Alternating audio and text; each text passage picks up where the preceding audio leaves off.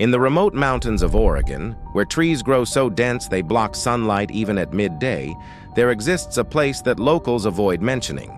Crater Lake in 1903 was a community of only 300 souls, surviving on timber extraction and hunting. It was a place where secrets could be buried as deeply as the roots of century-old sequoias. The legend I'm about to tell was born in these wild lands where isolation transformed ordinary people into something very different. It's one of the most disturbing stories I've ever heard about the limits of human nature, about how far a family can go to protect their darkest secrets. On an isolated property 15 miles from the nearest town, two twin siblings made a decision that would shock any civilized person. But what was discovered years later, hidden in the dark corners of their home, would reveal that some horrors are far worse than anyone could imagine. Tell me in the comments, where are you watching from? And if this is your first time on the channel, subscribe so you don't miss any stories like this one. You'll need courage for what's coming next. The Oates property sat at the end of a dirt road that snaked for miles through dense forest. Waldo Oates had bought this land in 1885 when he was still young and ambitious, dreaming of building a timber empire. The main house, a sturdy two-story structure made from the very logs he cut, stood at the center of a 200-acre plot. Waldo was known in the region as a hard-working but reserved man. His wife had died in childbirth with the twins in 1884, leaving him to raise Phoebe and Wilbert alone. The nearest neighbors lived 3 miles away, and even then they rarely saw the Oates family in town. The family sustained themselves mainly from the sawmill that Waldo had built on the property, selling lumber for construction in the region. Phoebe and Wilbert grew up practically isolated from the outside world. They were pale children with almost white blonde hair and piercing blue eyes. From an early age, they demonstrated an unusual connection that made any visitor uncomfortable. They frequently finished each other's sentences and seemed to have a mutual understanding that dispensed with words. The family's isolation intensified after an incident in 1895 when Phoebe was 11 years old. During one of their rare visits to town, she had been ridiculed by other children due to her extreme paleness and shy behavior. Waldo, furious with the treatment given to his daughter, decided that the family didn't need outside society. From that moment on, visits to town became even more sporadic. When they turned 18 in 1902, Waldo began to notice behaviors that made him uneasy. The twins spent hours locked in the attic, and sometimes he found them sitting in absolute silence, just looking at each other. They had developed the habit of communicating through glances and subtle gestures, a silent language that completely excluded Waldo from conversations. The situation became even stranger when Waldo discovered that the twins had begun sleeping in the same room. When questioned, they simply responded that it was natural and that it had always been that way. Waldo, a simple and religious man, felt that something was wrong but didn't know how to approach the situation. During this period, Waldo noticed that the twins had begun studying books left by their paternal grandfather, a man who had been considered eccentric by the community. The library included texts on genealogy, some old treatises on family lineages, and even some books on animal breeding that discussed basic concepts of heredity. In the winter of 1902, snow completely isolated the property for 3 months. During this period, the twins became even closer, spending entire days together without including him in their activities. They had established their own routine that seemed to deliberately exclude any external interference. When spring arrived and the roads became passable again, Waldo went down to town to buy supplies. It was then that the local merchant asked him about the wedding preparations he had heard about. Waldo was confused. There were no wedding preparations whatsoever. But when he pressed the merchant for details, he discovered that Phoebe had been in town a few weeks earlier buying white fabric and talking about a ceremony that would take place within the family. The merchant naturally assumed she was preparing to marry some young man from the region. Waldo realized that the twins had made this trip without his knowledge, taking advantage of a day when he was working at the sawmill. Upon returning home, Waldo confronted the twins. What he discovered would disturb him for the rest of his life. Phoebe and Wilbert, sitting side by side in the living room, calmly explained that they had decided to get married, not to other people, but to each other. They had reached this conclusion after months of discussion and study of their grandfather's books. It is said that Waldo exploded in indignation, citing the Bible and the laws of nature, but the twins remained impassive. According to rumors, they had researched pure lineages in their late grandfather's library books and believed it was the only way to keep the family united as it should be. They argued that many important families in history had practiced marriages between relatives to preserve their special characteristics. Waldo threatened to expel them from home, but the twins had an answer for that, too. They were the only heirs to the property, and technically they were already of legal age. Besides, who in the region would really care about what happened on such an isolated property? They had thought through all the legal and practical aspects of their decision. The ceremony took place on a May morning in 1903 on the property grounds behind the house. There was no pastor. There were no guests. Just Phoebe, Wilbert, and Waldo, who was forced to serve as witness. The twins had discovered a legal loophole. Marriages performed on private properties away from authorities were difficult to contest, especially when all involved were adults. After the improvised ceremony, the twins moved to the main bedroom of the house. Waldo, deeply disturbed, began avoiding the house during the day, spending long hours at the sawmill. At night, he locked himself in his room and tried to ignore the sounds coming from upstairs. He began drinking more than usual, trying to drown his guilt and confusion. The months that followed brought an atmosphere of growing tension. Waldo noticed that the twins had begun making modifications to the house. They installed extra locks on doors, covered some windows with boards, and began digging something in the basement. When questioned, they simply said they were preparing for the future for the family they planned to have. During this period, the twins also began making strange purchases in town. They bought large quantities of non-perishable food, construction materials, and items that seemed destined for home modifications. The local merchant commented to Waldo that the twins seemed to be preparing for a long period of isolation. In the fall of 1903, it became clear that Phoebe was pregnant. The news should have brought joy, but instead, it brought a heavy silence that hung over the property like a storm cloud. Waldo knew that any child born from this union would carry the weight of its forbidden origin. During the pregnancy, the twins became even more reserved. They rarely left the house, and when they did, it was always together, walking the property in silence.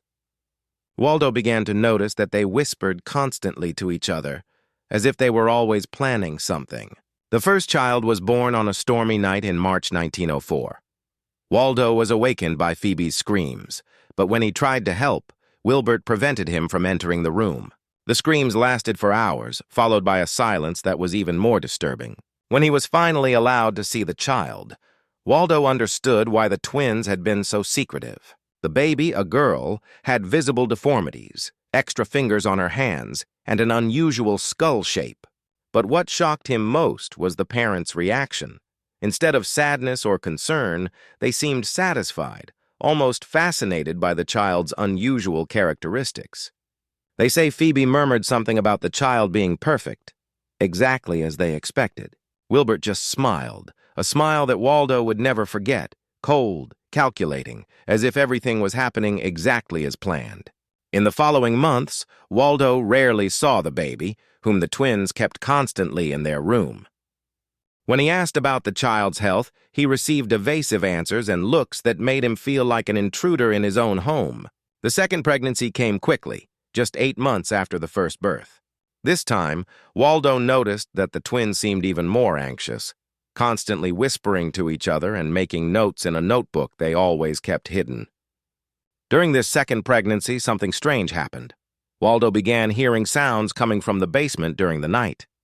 Not just construction noises, but something that sounded like a child crying. When he mentioned this to the twins, they simply explained that it was just winds passing through loose boards. The second baby was born in December 1904 during a blizzard that completely isolated the property. This time, Waldo wasn't even informed about the labor until everything was over. When he finally saw the child, a boy, he was surprised to discover that it appeared completely normal. No visible deformities, just a healthy baby. But there was something disturbing about how the twins reacted to this normal child. Instead of the satisfaction they had shown with the first, they seemed disappointed. It was as if the child's normality was a flaw in their plans, not a blessing. During this period, Waldo noticed that the twins had begun treating the two children completely differently. The first, with her deformities, received constant attention and meticulous care. The second, apparently normal, was frequently neglected, left alone for hours, while the parents concentrated on the deformed child. It was during the winter of 1905 that Homer Mixon first appeared at the property. Homer was an experienced hunter who knew every trail in the mountains around Crater Lake. He had noticed smoke coming from the oats chimney at strange hours, at 3 in the morning, for example, and decided to investigate. Homer was the type of man who couldn't leave a mystery unsolved. He had served in the war against the Indians and had the confidence of someone who had faced real dangers. The isolated oats property with its strange sounds and unusual schedules aroused his curiosity in a way he couldn't ignore. On the first visit, Homer was cordially received by the twins. They offered coffee and talked about the weather, but Homer noticed several strange things. First, he didn't see or hear any of the children, despite knowing that at least 2 had been born. Second, there was a strange smell in the house. Not exactly bad, but medicinal, as if something was being constantly disinfected. Even more disturbing were the twins themselves. Homer had known many couples in his life, but had never seen 2 people who behaved so coordinatedly. They frequently spoke almost simultaneously, as if they shared the same thoughts, and when one moved, the other seemed to automatically adjust. During the visit, Homer also noticed that the house had been significantly modified. Several windows had been covered with boards, new locks had been installed, and there was evidence of recent construction in the basement. When he asked about the modifications, the twins explained that they were improving the house to accommodate their growing family. Homer asked to use the bathroom and took the opportunity to explore the house a bit. It was then that he heard something that made him stop in the middle of the hallway. The unmistakable sound of a child crying coming from somewhere beneath his feet. But when he returned to the living room, the twins were conversing normally, as if nothing had happened. When Homer casually mentioned that he had heard a baby crying, the twins' reaction was immediate and disturbing. The smile disappeared from their faces simultaneously, and for a moment, Homer saw something in their eyes that made him instinctively take a step back. They explained coldly that he must have heard the wind, that these old houses make strange noises. Homer left the property that day with the feeling that he had stumbled upon something much bigger than simple family eccentricity. He had seen enough of life to recognize when something was fundamentally wrong, and everything about the Oates twins screamed danger. In the weeks that followed, Homer couldn't get the visit out of his mind. He began asking discreet questions in town about the Oates family. What he discovered only increased his concern. No one had seen the twins' children. Dr. Clarence Benson, when questioned, became visibly uncomfortable and quickly changed the subject. Homer also discovered that the twins had made several unusual purchases in recent months: large quantities of lime, excavation tools, and, strangely, several yards of heavy rope. The local merchant mentioned that they always paid in cash and seemed anxious to complete their transactions quickly. During this period, Homer began observing the property from a distance during his hunts. He noticed strange patterns of activity, lights moving through the house at unusual hours, smoke coming from the chimney even during hot days, and occasionally figures moving around the yard during the early morning hours. Homer's curiosity turned into suspicion, and suspicion into determination. He decided he needed to discover what was really happening at the Oates property. As an experienced hunter, he knew how to move silently through the forest, how to observe without being seen. During this period, Phoebe became pregnant for the 3rd time in early 1905. The twins became even more secretive, making frequent trips to town to buy supplies they hid before anyone could see. Waldo noticed that they had begun spending more time in the basement, and the sounds coming from there became more frequent and disturbing. The 3rd child was born in the summer of 1905, and this time not even Waldo was allowed to see her immediately. When he finally got a glimpse of the baby, a girl, he was shocked to see that the deformities were even more severe than those of the first child. The child had visible breathing difficulties and clearly abnormal physical development.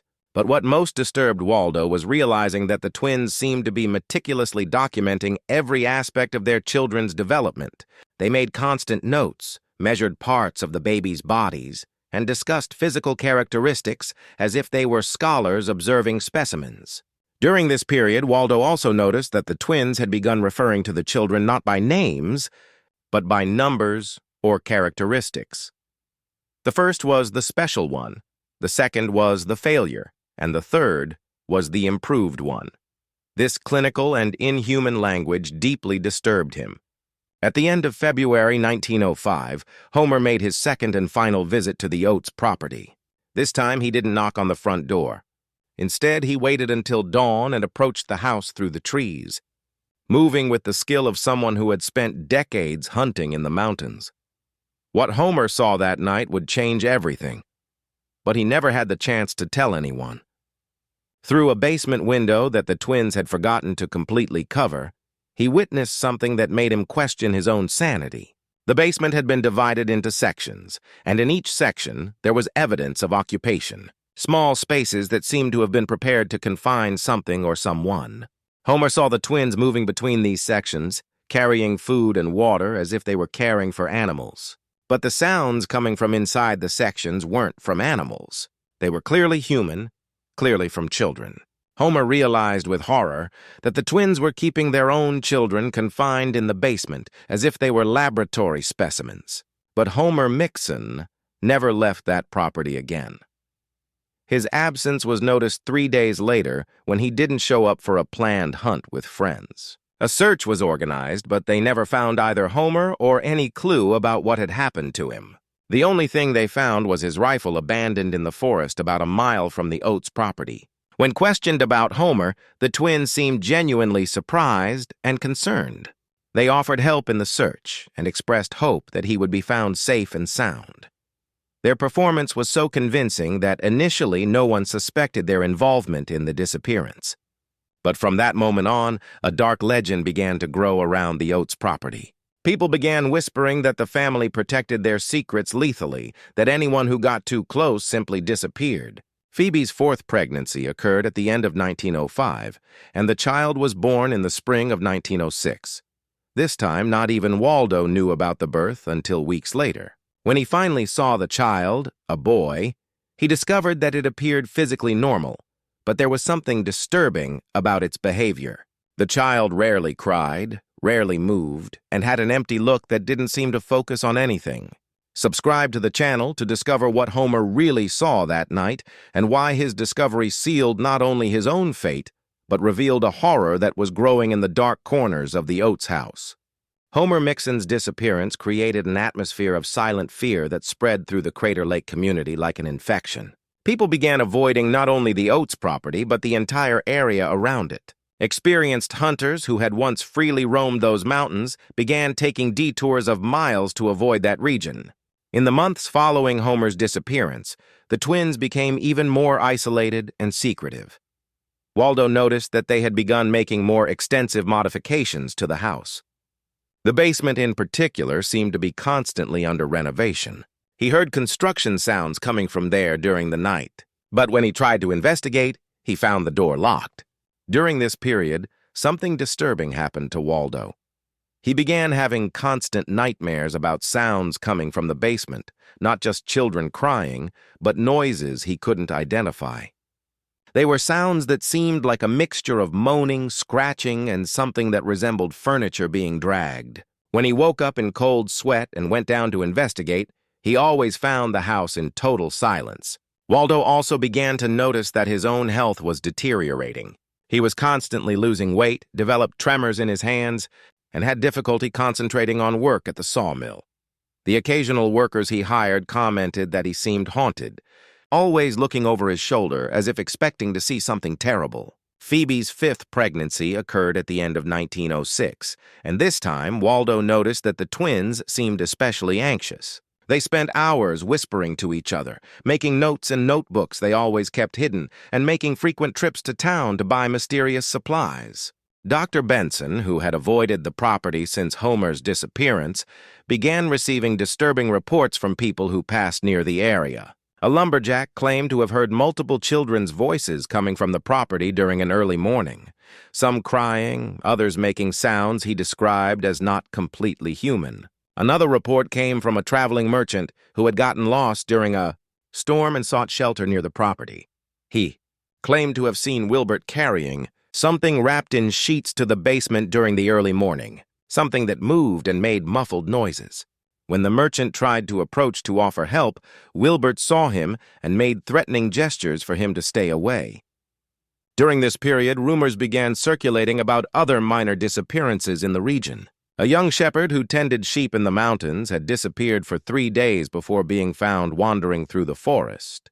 Apparently with no memory of what had happened, he constantly muttered about voices in the basement and children who shouldn't exist. The 5th child was born in the spring of 1907, and this time, not even Waldo knew about the birth until much later. When he finally managed to see the child, a girl, he was shocked to discover that she had even more severe deformities than any of the previous ones. The child seemed to have basic survival difficulties and required constant care. Waldo occasionally heard crying coming from different parts of the house, but when he tried to locate the source, the twins always intercepted him and redirected him away from the area. They had become extremely territorial about certain sections of the house, especially the basement and some upstairs rooms. During this period, Benson made a disturbing discovery. While organizing his medical records, he realized there was a discrepancy in births registered in the region. According to his calculations, based on the pregnancies he knew Phoebe had had, there should be at least 5 children at the Oates property, but officially only 2 had been registered. Benson began considering the possibility that the twins were keeping these children hidden for reasons that went beyond simple shame about the deformities. Perhaps they were conducting some kind of observation, using their own children as study subjects. The situation became even more sinister when Benson discovered that the twins had begun studying texts on heredity and human development. They had ordered books on anatomy and even some treatises on hereditary characteristics from bookstores in distant cities. During this period, Waldo began to notice dramatic changes in the twins' behavior toward him. They treated him increasingly like a stranger on his own property, making important decisions without consulting him and establishing rules about where he could and couldn't go. In 1908, Benson made a decision that would change the course of events. He decided he needed to discover the truth about what was happening at the Oates property, no matter the personal cost. He began planning a discreet investigation using his medical knowledge to try to understand what the twins were really doing. But Benson wasn't Homer Mixon. He didn't have the military experience or survival skills of the disappeared hunter, and the Oates twins had learned from the previous incident. They were prepared for anyone who tried to discover their secrets. During this period, Waldo began to notice that his own position on the property had become precarious. The twins frequently whispered to each other when he was around, stopping abruptly when they realized he was listening. He began to suspect they were planning something regarding him. Phoebe's 6th and final pregnancy occurred in 1908, and this time Waldo was barely informed about it. The twins had become completely secretive about their family activities, treating Waldo more like an intruder than the family patriarch. When the child was born in early 1909, Waldo never got to see her. It was during this period that even more disturbing rumors began circulating about the Oates property. People reported seeing strange lights coming from the basement during the early morning, and some claimed to have heard sounds they described as muffled screams. A pastor passing through the region during a missionary trip claimed to have felt such a strong evil presence near the property that he was forced to make a detour of several miles. Benson, determined to discover the truth, began making discreet observations of the property from a distance. Using binoculars, he spent several nights hidden in the forest, trying to understand the twins' activity patterns. What he observed left him deeply disturbed. The twins seemed to have established a rigid routine that involved multiple visits to the basement during the night. They carried buckets, food, and sometimes what appeared to be clothes or blankets. Even more disturbing, Benson occasionally saw them removing buckets that seemed to contain waste or other materials they buried in the forest. In December 1912, Benson finally decided he had enough evidence to justify a more direct investigation. He announced his intention to make an important medical visit that could clarify some disturbing questions. But just like Homer Mixon before him, Benson never returned from that investigation. His carriage was found abandoned 2 miles from the Oates property with his horses still hitched, but clearly frightened. His medical instruments were scattered on the ground as if he had run out in panic, but there was no sign of the doctor himself. When questioned about Benson's disappearance, the twins demonstrated the same convincing surprise they had shown with Homer. They offered help in the search and expressed genuine concern for the doctor's well-being. But those who knew them well noticed something different in their eyes, a cold confidence that hadn't been there before. With Benson's disappearance, the dark legend around the Oates property solidified. 2 people had disappeared after investigating the family, and now no one dared approach the property. Sheriff Schuyler Tucker had avoided the Oates property for 10 years. Like most people in Crater Lake, he had heard the rumors, felt the instinctive fear that surrounded that family, and decided that some stones were better left unturned. But in 1913, he had no choice.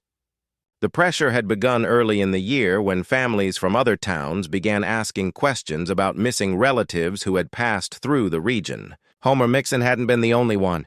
In the past 8 years, at least 3 other people had disappeared near the Oates property. A traveling merchant, a government land inspector, and most recently, Dr. Clarence Benson himself. The state governor had begun receiving letters from concerned families, and Tucker knew his own position as sheriff was at risk if he didn't take action. Additionally, the local community was becoming increasingly nervous. People refused to travel alone through the region, and some merchants had stopped making deliveries to the area. Tucker had also received reports of strange activity from people who passed near the property. A group of lumberjacks reported hearing screams coming from the direction of the house during an early morning, screams they described as not completely human. Another report came from a hunter who claimed to have seen figures moving around the property yard during the night. In March 1913, Tucker finally mustered enough courage to obtain a search warrant alleging suspicion of criminal activity related to the disappearances. He knew he needed concrete evidence to justify invading private property, but the multiple disappearances provided sufficient legal basis. On the morning of March 15, 1913, Tucker rode to the Oates property, accompanied by 2 deputies and a county representative. It was a cold and foggy morning, and the property seemed even more sinister than he had imagined. The house, which had once been well-maintained, now showed signs of deterioration. What most impressed Tucker was the absolute silence surrounding the property. There were no animal sounds, no birds singing, and even the wind seemed to avoid that area. It was as if nature itself had decided to keep its distance from what was happening in that house. The twins received the group on the front porch. At 29 years old, Phoebe and Wilbert still maintained their youthful appearance. But there was something different about them. Their eyes had a glazed, almost fanatical quality, and they moved with a coordination that was disturbing. Tucker noticed they seemed to have anticipated the visit, as if they had been preparing for this moment. When Tucker presented the warrant, the twins showed no surprise or indignation. Instead, they simply looked at each other and smiled, an identical smile that made Tucker feel a chill down his spine. It is said that Wilbert calmly said they had been waiting for this visit for a long time. The search began on the main floor of the house. Tucker immediately noticed the extensive modifications that had been made over the years. Doors had been reinforced with metal bars. Windows had been sealed, and there were heavy locks on practically every room. The house seemed more like a prison than a family residence. On the upper floor, Tucker found evidence of the twins' family life. There was a main bedroom where they clearly slept together, and several smaller rooms that seemed to have been used as nurseries. But what most disturbed him were the drawings on the walls, detailed anatomical diagrams, complex family trees, and schemes that seemed to map physical characteristics through generations. Tucker also found piles of notes written in the twins' identical handwriting. The notes documented physical and behavioral aspects of various children using clinical and inhuman language. The children were referred to by numbers and characteristics, not by names. It was in one of the upstairs rooms that Tucker made his first truly disturbing discovery. In a small, poorly ventilated room, he found a child of approximately 9 years old. The girl had severe deformities, atrophied limbs, distorted facial features, and clearly limited mental development. She was locked in the room with the door reinforced from the outside. The child appeared malnourished and frightened, making inarticulate sounds when she saw the strangers. Her clothes were dirty, and there was evidence that she had been kept in those conditions for a long period. The room had only a small window covered with boards, and the smell was nauseating. When Tucker confronted the twins about the locked child, they remained calmly impassive. According to reports, Phoebe explained that she was dangerous to herself and that confinement was for her own protection. Wilbert would have added that Tucker didn't understand the special nature of their children. Tucker ordered the door to be opened immediately, but when his deputies tried to approach the child, she began screaming. Not normal screams of fear, but sharp and piercing sounds that seemed almost animalistic. The child had clearly lost the capacity for normal communication. The search continued to the ground floor, where Tucker discovered that the kitchen had been partially converted into something that resembled an observation space. There were rudimentary instruments, jars containing unidentified liquids, and piles of detailed notes about physical development and hereditary characteristics. But it was when Tucker went down to the basement that he discovered the true extent of the horror that had been growing on the Oates property for almost a decade. The basement had been completely transformed into a series of improvised rooms, each with reinforced doors and small openings for ventilation. In the first room, Tucker found a boy of approximately 8 years old. Physically, the child seemed relatively normal, but when Tucker tried to talk to him, it became clear there was severe mental retardation. The boy just stared fixedly, making repetitive movements with his hands. The second room contained a girl of about 7 years old with physical deformities similar to the child upstairs. She was in even worse condition, malnourished to the point of emaciation with open wounds on her wrists where ropes had cut her skin. When she saw Tucker, she tried to hide in the darkest corner of the room. The third room was empty, but there was clear evidence of recent occupation. The floor was covered with dirty straw. There were ropes attached to the wall and a nauseating smell that Tucker recognized as decomposition. On the wall, someone had scratched marks, hundreds of them, as if counting days or trying to maintain sanity. It was in the fourth room that Tucker made the discovery that would haunt him for the rest of his life. In the darkest corner, partially hidden under a pile of rags, he found the mortal remains of a small child. The body was in an advanced state of decomposition, but it was still possible to see that the child had died under terrible conditions. There was evidence that the child had tried to escape before dying. The nails were broken, and there were desperate scratches on the wooden walls. The body was in a fetal position, as if the child had died trying to protect itself. When Tucker confronted the twins about the body, they didn't deny its existence. Instead, according to reports, Wilbert calmly explained that not all specimens survive the process. Phoebe would have added that death is part of observation, just like life. It was then that Tucker realized the true nature of what had been happening on the Oates property. It wasn't simply a case of child neglect or even abuse. The twins had been conducting deliberate observations on their own children, treating them as study specimens instead of human beings. The notes Tucker found confirmed his worst suspicions. The twins had been meticulously documenting each child's development, recording deformities, measuring mental capacities, and even testing different forms of confinement to see how the children reacted. One of the most disturbing notes described how they had tested one of the children's resistance limits, depriving her of food for specific periods to observe the effects on physical and mental health. Another note documented how different types of confinement affected behavior. But perhaps the most disturbing discovery was the revelation that the twins didn't see their actions as cruel or wrong. In their twisted minds, they were conducting important observations about heredity and human development. Tucker also discovered evidence of Homer Mixon and Dr. Benson's fate. In a separate section of the basement, he found personal belongings of both men, along with detailed notes about how they had interfered with important work and needed to be removed to protect the research. Notes about Homer and Benson were particularly shocking.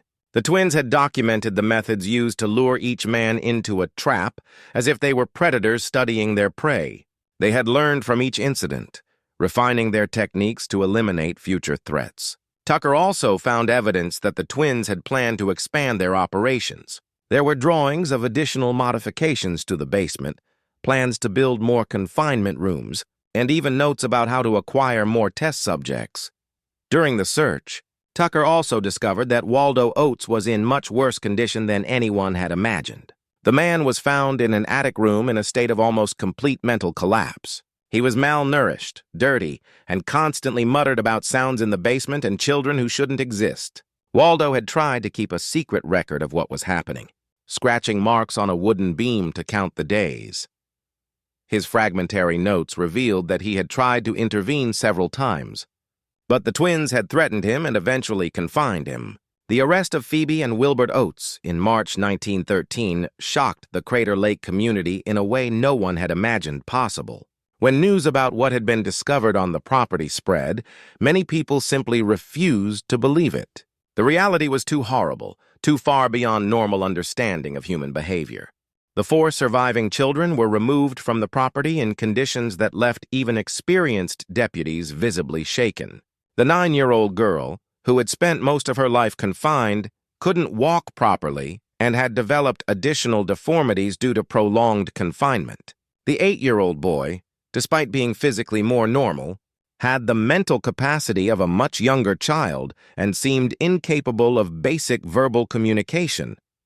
He had developed strange, repetitive behaviors, constantly rocking, banging his head against walls, and making rhythmic sounds that seemed to be his only form of self-consolation.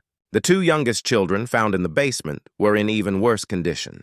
The 7-year-old girl weighed less than 40 pounds and had infected wounds all over her body.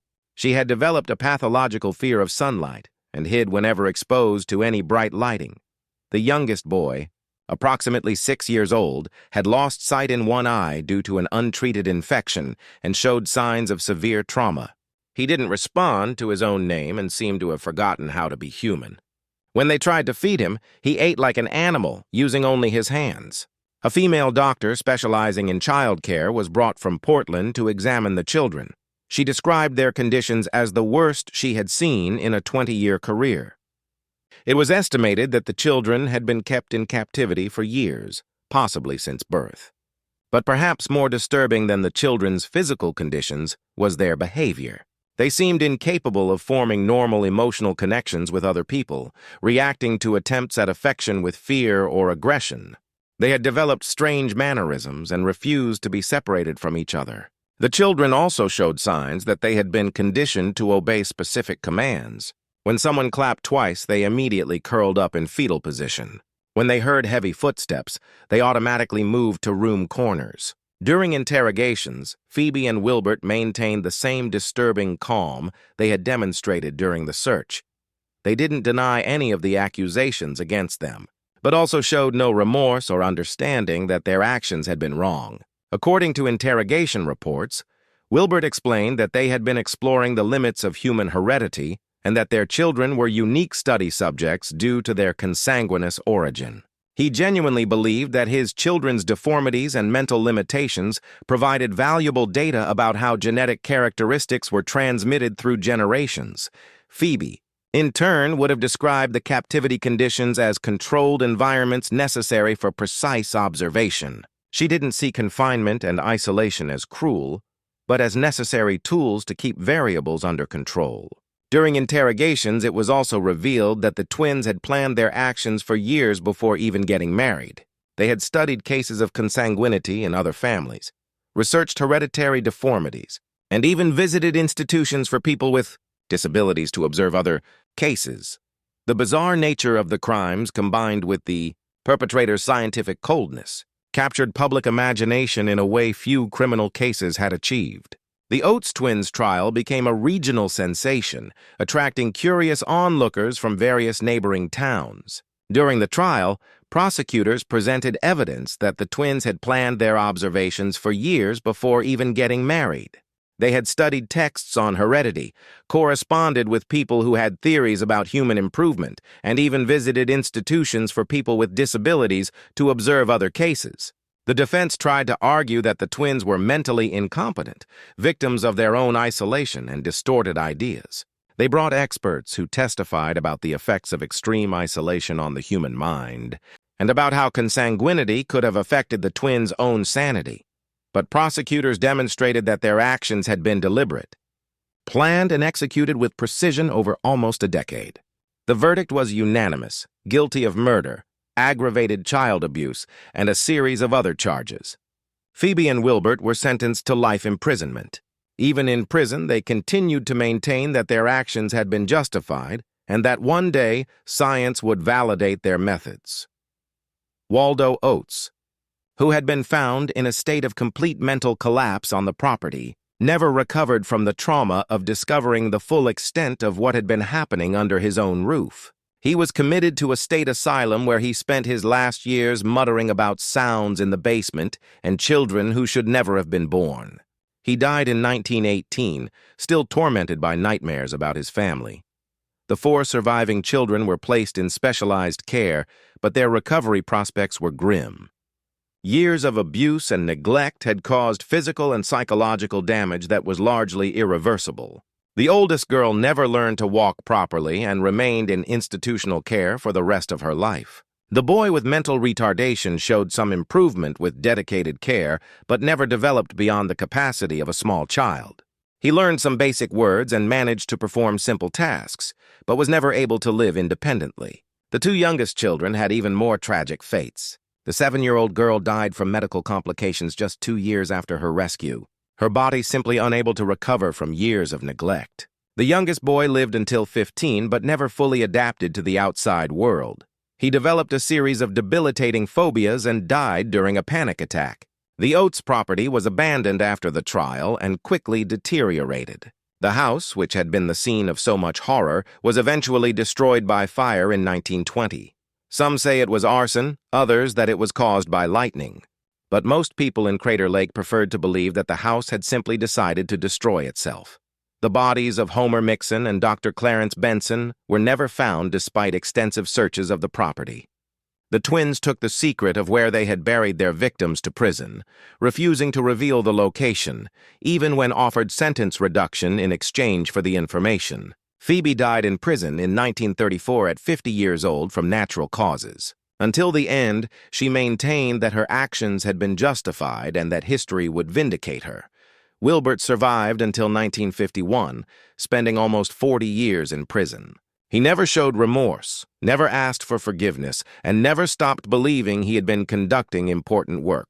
In the years following the trial, the story of the Oates twins became a dark legend in the Oregon mountains. The legend tells that on the quietest nights, it's still possible to hear echoes of what happened on that property. Hunters who venture too close to the area where the house stood report hearing sounds they can't explain. Muffled moans, scratching, and sometimes what seems to be children crying carried by the wind. Some older residents of Crater Lake whisper that the forest around the old property was never the same again. Trees grow strangely in that area, twisted and sickly, as if the very earth had been contaminated by what happened there. Animals avoid the region, and even the most experienced hunters report a feeling of unease when approaching the location. In the silent mountains of Oregon, where trees grow dense enough to hide humanity's darkest secrets, the legend of the Oates property remains as a haunted reminder of what happens when isolation and obsession combine lethally. The story of Phoebe and Wilbert Oates forces us to confront an uncomfortable truth: that the deepest horrors don't come from supernatural forces or creatures of our imagination, but from the human capacity to rationalize the unthinkable.